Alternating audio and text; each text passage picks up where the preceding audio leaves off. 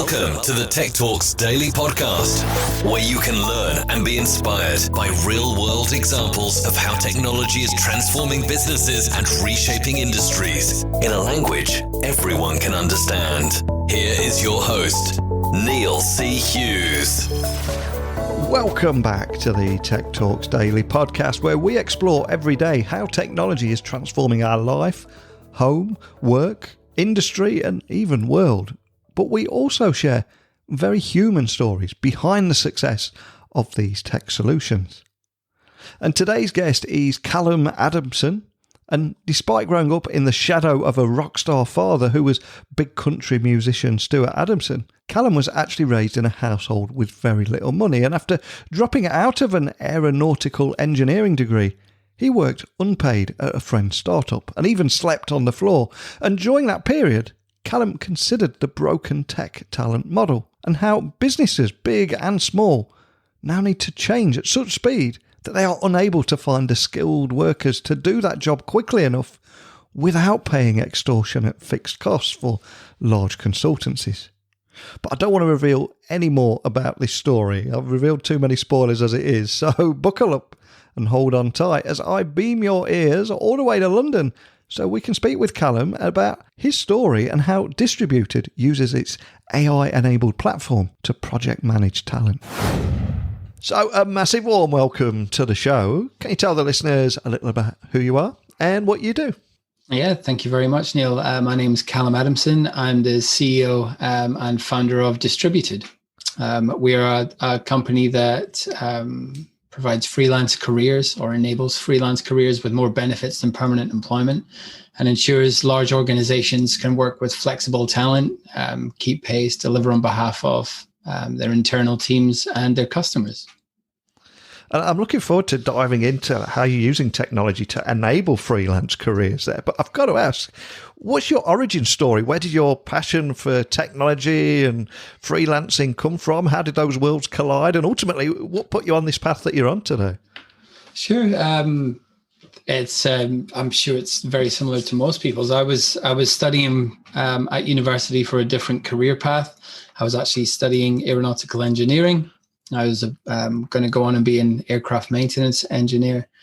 And then the internet kind of started to happen, started to explode. And I saw everything that was possible, working in ones and zeros instead of metals and compounds. Got more excited about the internet than I was about aircraft, and actually left my degree in the final year. Packed all my stuff into my car and drove down to London, slept on a friend's floor in student halls of residence, which I don't think is technically allowed, and joined a startup that were building content management systems for e-commerce platforms. Slept on his floor until they could afford to pay me. And as soon as I started working there, from the first day I began working on the internet, it's never felt like work. It's always felt like a hobby. And I'm very, very happy to be able to, to continue to pursue my hobby and earn a living from it. Love that story. It's funny because I always ask that question to every guest, and everyone always, it seems that they set out to do something else and then the universe gives them a little nudge in the right direction. It's quite spooky. And here in 2021, the summer of 2021 as we record this, the crypto market is not looking so great right now. But am I right in saying that you were an early Bitcoin investor and did quite well out of that? Yeah, I think the evolution of cryptocurrency into, like you said, a market is strange to me because I never invested in Bitcoin. I just fell in love with the idea of math money, right? Money that's not based on a gold standard, not based on a centralized government, transactions that are trustless. They don't need to be enabled by a bank or by an institution. And I still completely believe in Bitcoin and cryptocurrency and math money. I think it's the future. At Distributed, in our first year, we paid talent in Litecoin, in Bitcoin, in Ethereum, and it's something that I still completely believe in. And I bought a bunch of Bitcoin fairly early on. I'm not I was never a Bitcoin millionaire or anything like that, but it was enough, to make a choice with what to do with the money that I had accrued in Bitcoin and in terms of the dollar value. And, I could have bought a house, could have bought a car, could have taken a couple of years off and figured out something to do. But at that point in my life, I'd seen a huge problem in the market. So I decided to invest all that money in starting Distributed, which is what I did. And here we are today. I'm really glad I did. Yeah, it's a much better investment than those guys that bought the pizza that day for, I think it was 10,000 Bitcoin. So I think you certainly made the right choice there, didn't you? Yeah, maybe not. If I'd have kept that Bitcoin that I used to start Distributed, it would be worth somewhere in the region of £30 million. Oh dear, what a great story. No, but Distributed's more valuable than £30 million. The prospect of changing an industry, of changing the way that we work, of creating lasting value for the planet, for talent is way more important than £30 million. Oh man, love that. And I believe you use a technology platform to project manage a global community of on-demand, highly skilled software developers. So can you just set the scene and tell listeners a little bit more about exactly what Distributed is and the kind of problems that you're solving? Yeah, sure. So I'll go back into the origin story a little bit, so we can fully understand the problem that we're solving. So I joined a startup in London. The startup, we were building content management systems. I stayed there for about 4 or 5 years. They ended up selling the business. Well done for them and the founding team there. I had a great experience. And post that role, I basically became a freelance consultant. I wanted to go and understand different sectors, different verticals, what was happening in tech, what the opportunities were out there, where was exciting to build. So I became a freelance consultant. Usually most of my engagements were for large program deliveries or for organizations going through digital transformation or pre-IPO, companies like BMI and Auto Trader and Zoopla, all these large businesses. And I saw a recurring theme, which was they weren't able to do all of the things they wanted to do, certainly not in the time frame that they wanted to do them, because they had a real issue with their talent engagement models. And what I mean by that is they couldn't get the right talent at the right time, either through outsourcing an agency, hiring permanently, using freelancers. It was a real issue. And I didn't see that as being a problem, because coming from an engineering background, I was like, well, look, the talent are obviously out there. You just don't have the systems in place to be able to utilize them in the way that suits your business, in the way that suits the pace of your business and what it is you're looking to get done. So there wasn't a solution in the market to enable people to work with flexible talent at scale, specifically, high quality flexible talent. So I built the systems that were the early MVP for Distributed. What it really meant to businesses was the right team at the right time, with kind of none of the headaches of having to build entire departments internally to be able to facilitate that. And what it meant for talent was, well, you take away all of the headaches or most of the headaches of being a freelancer, which is being your own sales channel, onboarding yourself into new teams, learning new ways of working, project managing yourself, making sure that you get paid, dealing with your, accounting and all the finances that go on at the back end of freelancing. And that's what Distributed do. So they make sure that large enterprise organizations don't have the headache of sourcing, of qualifying, of onboarding, of managing, of retaining and paying flexible talent at scale.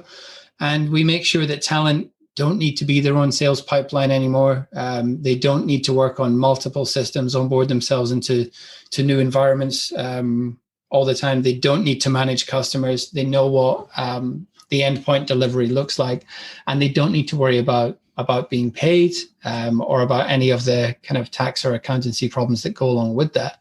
And when I say they don't need to worry about being paid, like 37% of, Neil, you've been a freelancer, 37% of all contractor invoices are currently not paid today. It's about an £8 billion a year problem there. They don't need to worry about that. when they become a part of our Elastic team at Distributed. So the origin story comes from joining a startup, then becoming a consultant, effectively becoming a freelancer, seeing a huge problem in the market and the way that talent models needed to change, and leaning into it, building a system that worked. And now we're in the process of scaling those systems so that more businesses can take advantage of that. And on this Daily Tech podcast, in previous episodes, we have talked a lot about the tech skills shortage. And one of the reasons I invited you on today is you've got an extremely different angle, and I absolutely love it. And that's your belief that the tech skills gap is actually an illusion because the world is full of undervalued and poorly organised resources. Can you expand on that belief just for everyone listening? Yeah, so there is a talent shortage, right? If you look at it from a traditional mindset, there's about 2 million software development positions currently advertised, vacant on Indeed. And every US university combined is only going to output about 40,000 computer science graduates this year. So there's a massive talent shortage if you look at it through traditional mindset, traditional lens, traditional talent engagement models. But it's the same way of looking at transport, right? So if everybody on earth said, I need to own a car, we'd be about 6 million cars short. Yeah. So it's not that there's a talent shortage, it's that talent is being used in the wrong way. Now, the best thing well, here you go, Neil, here's a question for you. Why do people work for companies, right? And what do they enjoy about the work they do? Because it's not the brand that they work for, is it? No. Give me 2 reasons why you would say, I enjoyed working at X. I think for the most part, sadly, it's the illusion of security, I would argue. I know when I went freelancing and left the corporate IT world behind, everyone looked at me like I was the crazy guy. You know, you're not going to get paid holiday.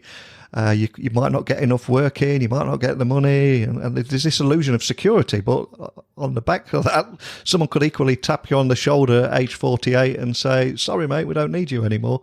So I always think that is a bit of an illusion, really, because all your eggs are in one basket, and that's that one business. Where for a freelancer, I mean, I've got multiple clients. If I lose one, it's easy to get one than be heavily reliant on just one employer. But that's more about my story, I guess.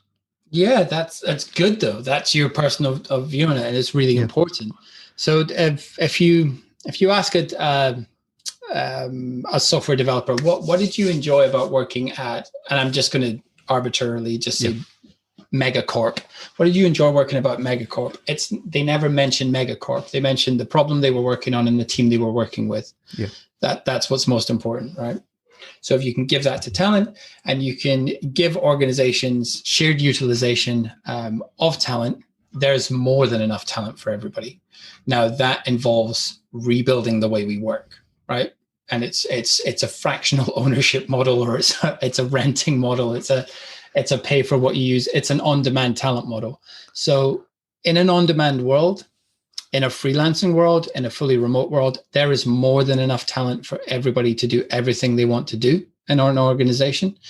And it still gives talent everything that they enjoy most about what they do, which is the ability to work with great teams on interesting problems, and the ability to have control over their lives. So that's my view on the tech skill shortage, is that if you look at it through a slightly myopic, traditional, like 1980s lens, there's not enough for everybody. Nobody can build large software teams because there's quite simply not enough talent to go around. But if you look at it from an on-demand, freelance, and a remote talent model, there is more than enough.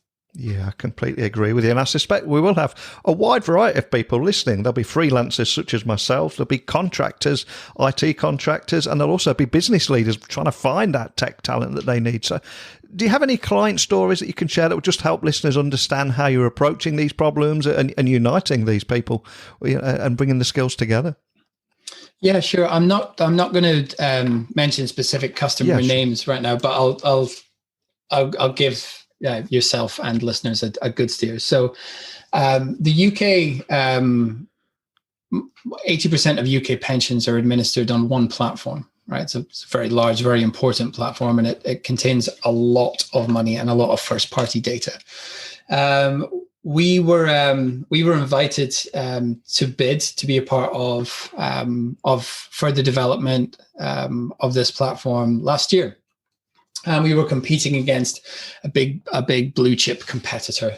One of the companies that we're here to disrupt, one of the companies that we're also here to partner with. Really, we lost out on that bid. Our competitor was awarded the contract. This competitor have their team housed in India. So they have a centralized team and a local talent supply in India. And their proposition was that they would train individuals in India to work on this platform in a language that's very specialized. It's a bit of a legacy coding language. It's called Progress 4GL. And they would use all of their, big blue chip established systems to make sure that everything was secure, everything worked well, and everything was delivered on time. About 3 months later, this large pension platform came back to us and said, look, this experience isn't really working out as well as we'd have hoped going with the big blue chip competitor. We'd like to test out your solution. So we went to our Elastic Talent Pool. And this is where I'm talking about the right team for the right job. And within our Elastic Talent Pool, there are two of the original developers that had designed the actual pension platform itself, and two of the original developers that had designed the language it's written in were available to work on this problem and with this customer. And they were spun up, onboarded, and started work and started leading a team through the distributed platform in under a week.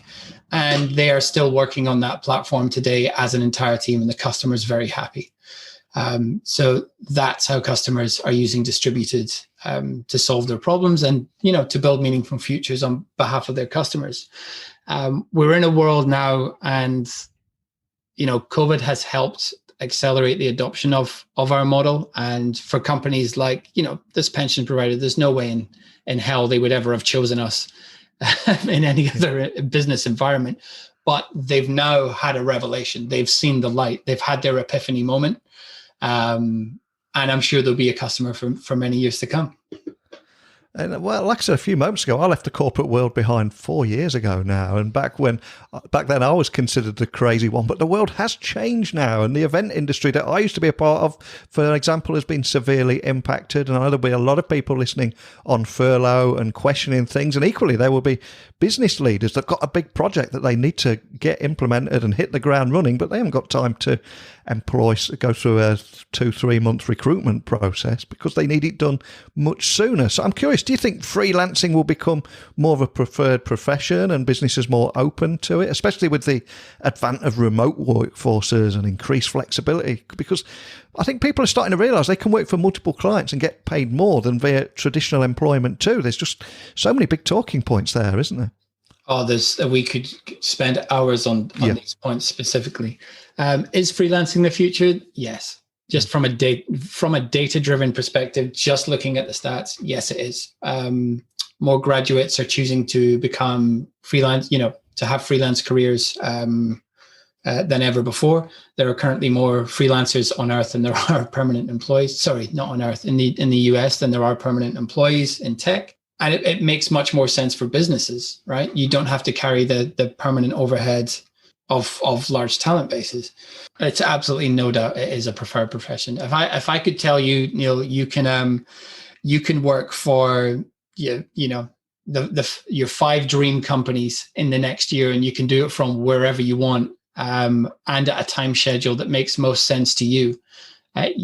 You're not going to say no to that ever. Yeah. That is it's the best scenario that for you as a freelancer, and it's the best scenario for these companies. I mean, if happy, ethical, moral, focused, committed team members always produce better outcomes, and that's what freelancing gives companies. It gives you a happier, better, more committed, more focused team member, and for talent, it gives you control over the where, control over the why, control over the when, and the who with of your professional career. And do you think that because a lot of people have lost that security of their permanent role, that that has almost given them a nudge in the right direction and gave them the confidence to want to try and control their own destiny rather than rely on somebody else for it?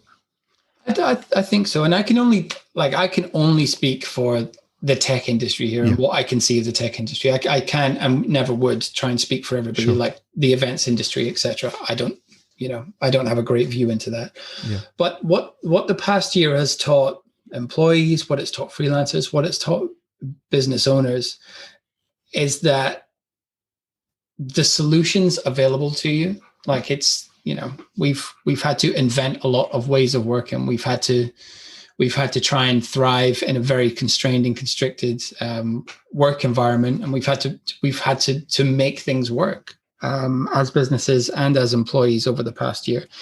It's opened their minds to the possibilities of what if, or how could I, or let me go and see. It's I think it's really focused a lot of people's minds straight down to what's most important to them, what's most important to their businesses, their customers, their team members. And everybody, for the most part, is ready to start afresh with a new mindset and maybe take the plunge into freelancing or make a move into a new sector. And as part of that new mindset, there's also a big focus on sustainability right now. Do you think that there is a case for remote working teams, especially because they are more sustainable, aren't they? About 75% of all carbon emissions are created by the energy sector, right? So that's gas, it's oil, it's electricity, etc. And it's about 100 companies on Earth that create all of those carbon emissions. Is freelancing sustainable? Does it contribute to better sustainability metrics? Yeah, I'm sure it does. If you're reducing everybody's commute, or the number of times they're commuting, or the distance that they're going to commute to, then yes, it does. Does it impact global carbon footprint? Probably not. No, it doesn't really make a difference. Is it more sustainable and better for your career, for your family, for the quality of work that you're capable of doing, for the impact that you can have across a number of companies in a variety of industries? Yeah, it does. It creates a better outcome for Earth. It creates a higher quality of work, it creates a better distribution of wealth, it creates a better distribution of opportunity, democratic access to talent. It's a more sustainable working model. But does it mean that, Earth is going to stop cooking itself? No, we need to go and speak to the energy sector about that. And something else I wanted to highlight is Distributed recently completed a Series A funding round and continues to grow rapidly. And of course, you're expanding your freelance community and delivering projects for many more businesses. But can you expand on that recent announcement and ultimately what excites you about the future? So we raised it's about £6 million Series A with Guinness Asset Management leading the round, following investment from Fuel Ventures, who are our seed investor. But what comes now is the hardest part and the most exciting part. A couple of years ago, we trademarked a number of phrases, but the most important one was "where the world works," and it aligns directly with the vision of what we want Distributed to become. We want Distributed to be what the factory was to the Industrial Revolution, right? The factory was the place you went to work. The place we work now is in tech specifically is on a terminal. It's on your laptop or it's on your desktop, which means that can be anywhere, which means your career can flourish from anywhere. And, much more democratic approach to career development. So what we're going to do now is build into our vision of where the world works. And that means really building out features, benefits, efficiencies, and more structured career development paths for people that are considering independent careers, so freelance careers, and leaning into that, mission statement of freelance careers with more benefits than permanent employment. And for businesses, on-demand talent at a flexible cost base, with completely predictable results and a higher quality of delivery than has ever been possible before. So now we get to build on what we've what we've achieved over the past couple of years and start to take it international. So we're currently just focused on the UK, but we're going to grow out beyond the UK later on in the year, and enable more freelance careers for more talent globally, and make sure that businesses can continue to thrive and build technology, develop meaningful futures for themselves and their customers. And I wish you the best of luck on that journey. We have kind of come full circle now. We began the interview today talking about your origin story, but a question I always like to finish the podcast on is ask my guests if there's a particular soundtrack to their tech career, maybe a song or a piece of music that has helped inspired you throughout your career, or just accompanied you on your journey, or helped you get your head in the zone before a big meeting or something. Is there a particular song that means anything to you, and why, that we can add to our playlist? I'm cheating here, Neil. So if I'm writing a deck, a fundraising deck or an internal deck, or if I'm doing a piece of writing, I'll listen to U137, Watching the Storm. Yeah. But if you want the soundtrack for what the early stages of Distributed sounded like, listen to Graduation, the album by Kanye West. That was on nonstop for the first couple of years. And is there a standout track from that album that? Yeah, I think pick up Can't Tell Me Nothing from it. That's what it feels like to raise a seed round. Yeah.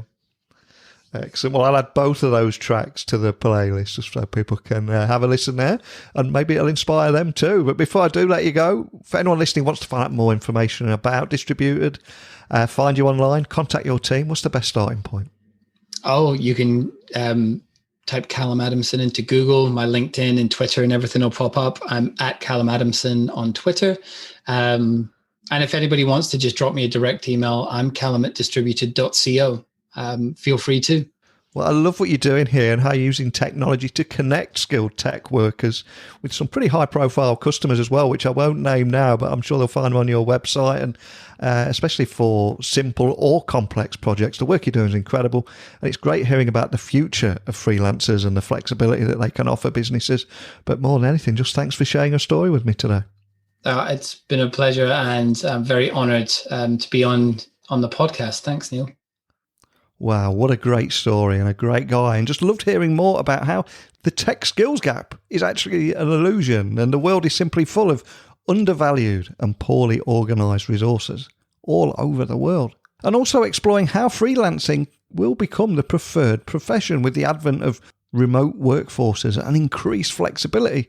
People are beginning to realise that they can work for multiple clients and get paid more than their traditional employment.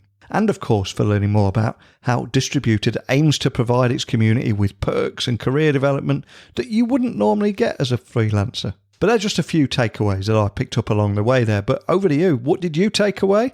What did you like? What did you dislike? And do you have a story to share or a question to ask? Whatever it is, email me, techblogwriter@outlook.com, Twitter, LinkedIn, Instagram @NeilCHughes. And my website is techblogwriter.co.uk. If you would like to work with me around ghostwritten tech blogs or launching your own podcast, or just browse through over 1,600 episodes, whatever it is, have a look. Let me know if you need anything from me. And I'll return again tomorrow with another guest. So thank you for listening as always. And until next time, don't be a stranger. Thank you for listening to the Tech Talks Daily Podcast with Neil C. Hughes. Remember, technology works best when it brings people together.